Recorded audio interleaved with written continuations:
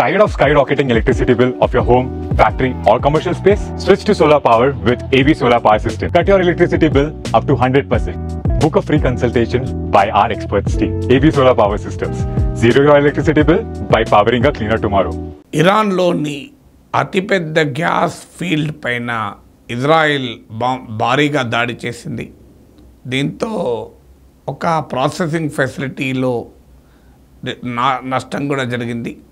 Iran కొంత మేరకు తన గ్యాస్ ఉత్పత్తిని ఆపింది. ఇది ఇరాన్లోనే లార్జెస్ట్ గ్యాస్ ఫీల్డ్ కాదు, ప్రపంచంలోనే లార్జెస్ట్ గ్యాస్ ఫీల్డ్. దీని పేరు సౌత్ పార్స్ అంటారు. ఇరాన్లోని బుషర్ ప్రావిన్స్లో రాష్ట్రంలో ఉన్నటువంటి సౌత్ పార్స్ అనే ఆఫ్షోర్ గ్యాస్ ఫీల్డ్. ఈ గ్యాస్ ఫీల్డ్ వాస్తవంగా ఖతార్తో షేర్ కూడా చేసుకుంటుంది ఇరాన్. ఖతార్లో దీన్ని నార్త్ పార్స్ అంటారు, ఇరాన్లో సౌత్ పార్స్ అంటారు. ఈ ఈ ఈ గ్యాస్ ఫీల్డ్ ప్రపంచంలోని అతిపెద్ద ఎల్ఎన్జి ప్రొడక్షన్ సెంటర్. సో దీనిపైన దాడి చేయడం అనేది ఒక పెద్ద పరిణామం తాజాగా. ఎందుకు ఇది పెద్ద పరిణామం? ఒకటి, ఇరాన్ ప్రపంచంలోనే 3వ అతిపెద్ద గ్యాస్ ప్రొడ్యూసర్. మీకు అమెరికా, రష్యా తర్వాత 3rd లార్జెస్ట్ ప్రొడ్యూసర్ మీకు Iran. Iran produces 6.5% of the world's gas. ప్రపంచంలో ఉత్పత్తి అయ్యే గ్యాస్లో 6.5% ఇరాన్ ప్రొడ్యూస్ చేస్తుంది. అందులో ఈ సౌత్ పార్స్ ఆఫ్షోర్ గ్యాస్ ఫీల్డ్ 2/3 ఇక్కడ నుంచే ప్రొడ్యూస్ అవుతుంది. అంటే ఇరాన్లో ఉత్పత్తి అయ్యేటువంటి గ్యాస్లో 66% ఇక్కడ నుంచే ప్రొడ్యూస్ అవుతుంది. అందువల్ల ఇది ఇరాన్కే కాదు ప్రపంచానికి కూడా ఎంత కీలకమో అర్థమవుతుంది. అయితే ఇరాన్ పైన ఉన్న భారీ ఆంక్షల మూలాన వాస్తవంగా ఇరాన్ ఈ సౌత్ పార్స్లో ఉత్పత్తి అయ్యేది ఎక్కువ భాగం గ్యాస్ను సొంత దేశీయ అవసరాలకే వాడుకుంటుంది. బట్ స్టిల్ వరల్డ్స్ ఎనర్జీ సప్లైస్లో కీలకమైన ప్రాంతం ఇది. ఇప్పటికే ఇరాన్లో ఈ శాంక్షన్స్ మూలాన ఇరాన్ తీవ్రమైన కొరతలు ఎదుర్కొంటుంది. ఎలక్ట్రిసిటీ షార్టేజెస్ హోమ్స్కు, ఫ్యాక్టరీస్కు.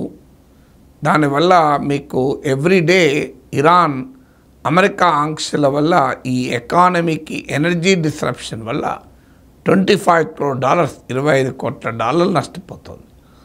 ఇప్పుడు ఇది ఇరాన్ ఎకానమీని తలకిందులు చేయడమే కాకుండా ప్రపంచ ఎనర్జీ సప్లైస్పై కూడా ప్రభావాన్ని చూపుతుంది. ఎందుకంటే ఇరాన్ కూడా రిటాలియేటరీ అటాక్ చేస్తానని ఇప్పటికే ప్రకటించింది. రిటాలియేషన్ కేవలం ఇజ్రాయెల్ మీదనే చేస్తామని చెప్పలేదు.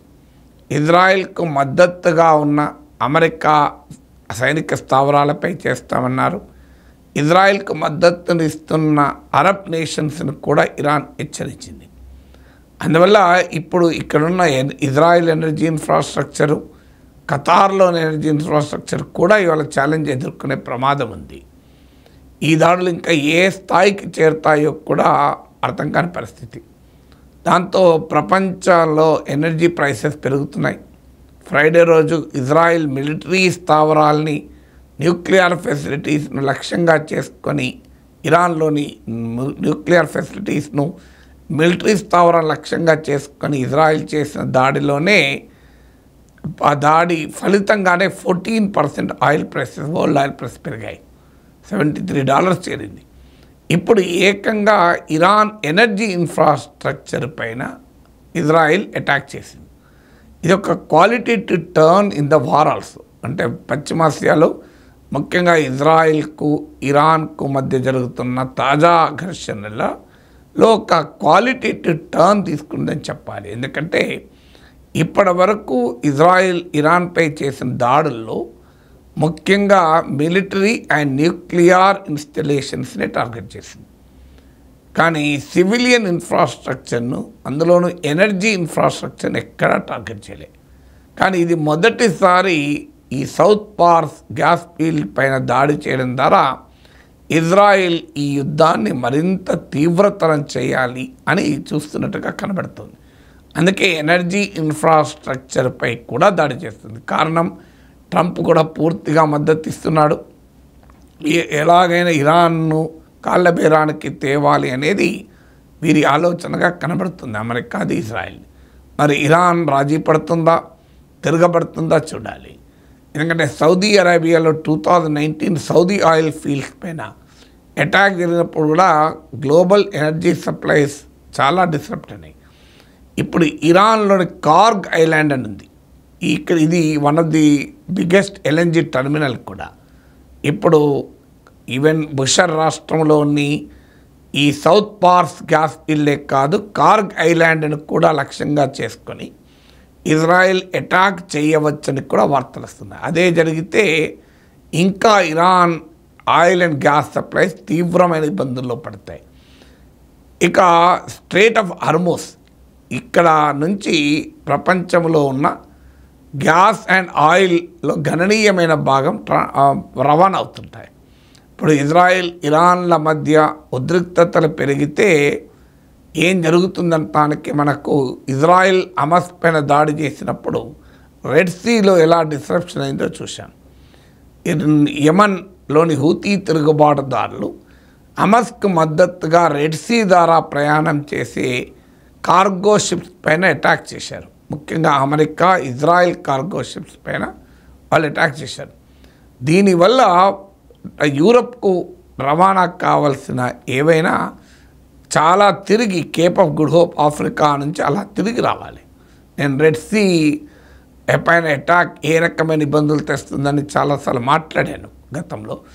ఇప్పుడు ఈ స్ట్రేట్ ఆఫ్ హార్మోస్ పై కూడా ఇది ప్రభావం కనుక పడితే వరల్డ్ ఎనర్జీ ప్రైసెస్ పెరగడమే కాదు, వరల్డ్ ఎనర్జీ సప్లైస్ కూడా తలకిందులయ్యే ప్రమాదం ఉంటుంది.